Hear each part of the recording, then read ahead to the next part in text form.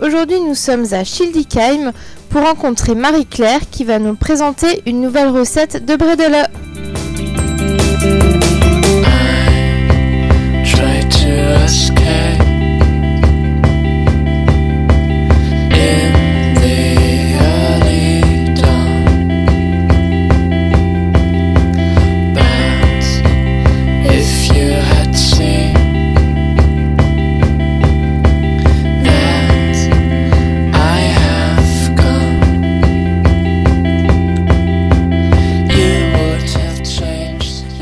Marie-Claire, nous voici donc dans ta cuisine et qu'est-ce que tu vas nous préparer comme recette de bredele alors aujourd'hui? Alors c'est ce qu'on appelle les Schworbredel. C'est des bredel dont la recette vient du sud de l'Allemagne, je pense. Hein. D'accord. Et moi c'est une recette que j'aime beaucoup, que je fais tous les ans, c'est pas très compliqué à faire. C'est une recette qui a beaucoup de goût parce que on y met des noix, des amandes, on met des écorces, là ce sera des écorces de clémentine, mais ça peut être des écorces d'orange. Et voilà, donc une recette qui sent bon Noël. Une recette qui sent bon Noël et qui sent bon la tradition aussi. Donc tu fais des bredele tous les ans alors ou... Je fais des bredele tous les ans, selon si j'ai du temps ou pas, je fais plus ou moins de sortes. Mais celle-là, c'est une de mes sortes fétiches, on va dire. D'accord, bah c'est parti pour la recette fétiche alors de Marie-Claire. Pour cette recette, il vous faut 250 g de farine, 125 g de sucre, 60 g d'amandes en poudre, 60 g de noix en poudre, 10 g de cannelle, une cuillère à café de levure, un œuf, une cuillère à soupe de kirsch, 120 g de beurre, 20 g d'écorce de mandarine, un jaune d'œuf et une cuillère à soupe de lait. Voilà. Alors on commence par quoi? Donc on va mettre la farine, on mélange la farine, on rajoute les amandes moulues. Donc les amandes, on peut les acheter moulues ou les moudre soi-même. Voilà, je mélange un petit peu. Après, on rajoute les noix moulues, donc je viens de les moudre un petit peu avant. Tout ça. Et on met une cuillerée à café de levure chimique. Je vais rajouter un tout petit peu. Donc là, on a une pâte qui va gonfler un tout petit peu à la cuisson. Voilà. Et donc, on mélange déjà tout ça. Et après, il faut faire un petit cratère. Voilà. Et on met le reste des ingrédients. Donc, on va mettre le sucre. Donc, j'ai du sucre blond là, mais ça peut être du sucre blanc. L'œuf. Donc un œuf entier du coup. Un œuf entier, absolument.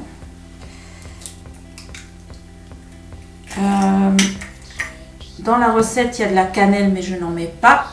Ok, donc traditionnellement, donc dans les Schworbredel, il y a de la cannelle. Il y a de la cannelle. Donc volontairement, on n'en met pas dans cette recette parce qu'on a quelqu'un de la famille qui est allergique. À la cannelle. Mais vous pouvez très bien en rajouter, hein, ça donnera encore plus de goût à la recette. Tout à fait. On commence déjà à mélanger ça. Après, on met une cuillère à soupe de schnapps.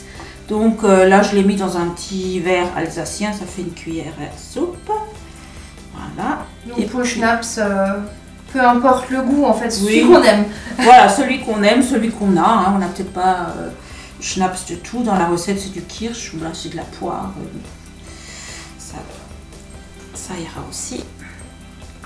Et ça, c'est des écorces de clémentine que j'ai coupées, qui sont confites et que je viens de couper un petit peu plus tôt.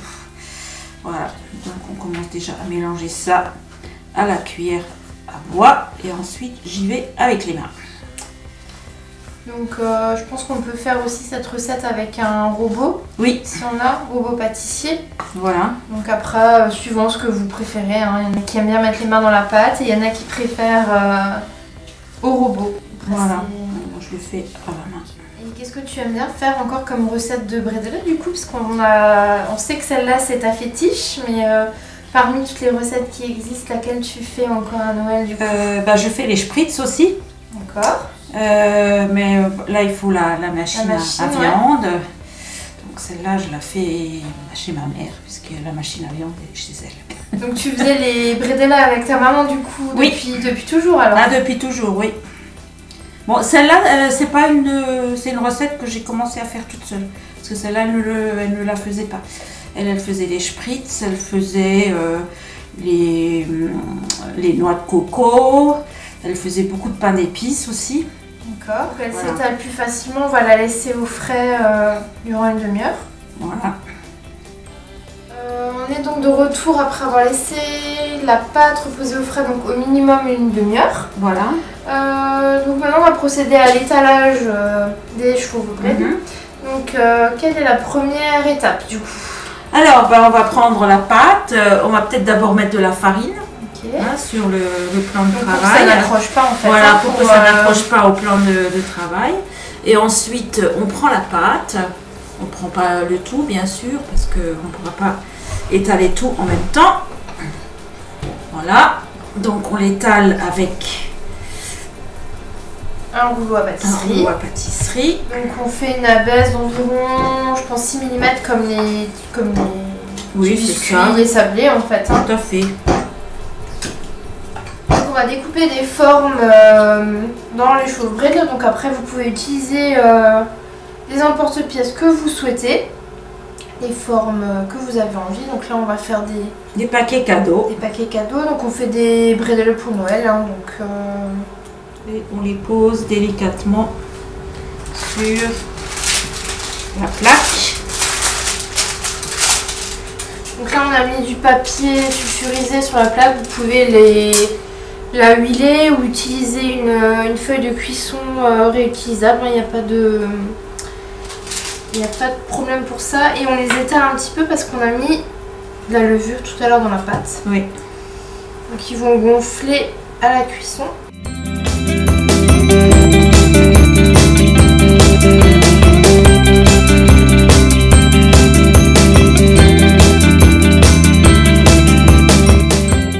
Avant de les mettre au four, on va les dorer, c'est ça? Oui, c'est ça. On va mettre un mélange de jaune d'œuf et de lait qu'on mélange bien.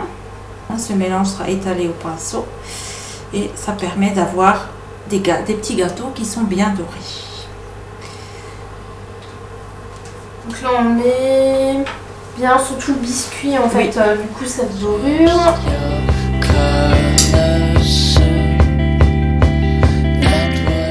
Et après on met au four à 180 degrés. Préchauffer le four du coup. Oui, préchauffer. Donc là on a préchauffé le four à 180 degrés sur chaleur tournante et on va les enfourner pour 10 minutes environ, c'est ça?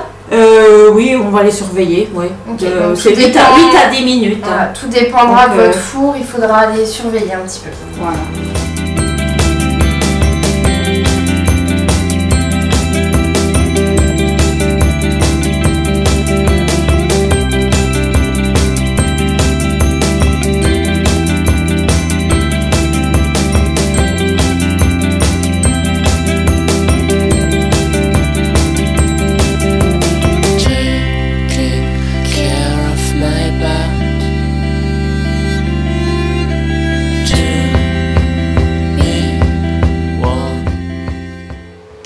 Alors, pour faire un trou pour accrocher au sapin, on va utiliser une baguette. Ça doit être une baguette chinoise, ça. Et puis on va lui faire un trou. Donc à la place de la baguette, on peut utiliser une paille, un pic à brochette, ce que vous avez.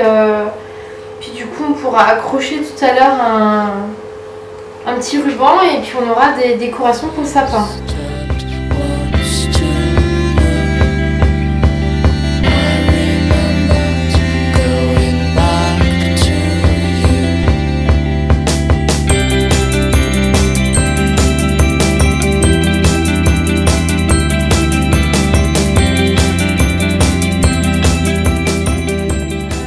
Marie-Claire, on a donc terminé toute notre pâte à chauve bread.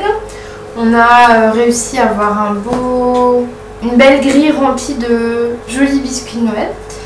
Donc merci de nous avoir accueillis dans ta cuisine et d'avoir partagé ta recette avec nous. Mais c'était avec grand plaisir. Quant à nous, on se retrouve bientôt pour une nouvelle recette de bredel.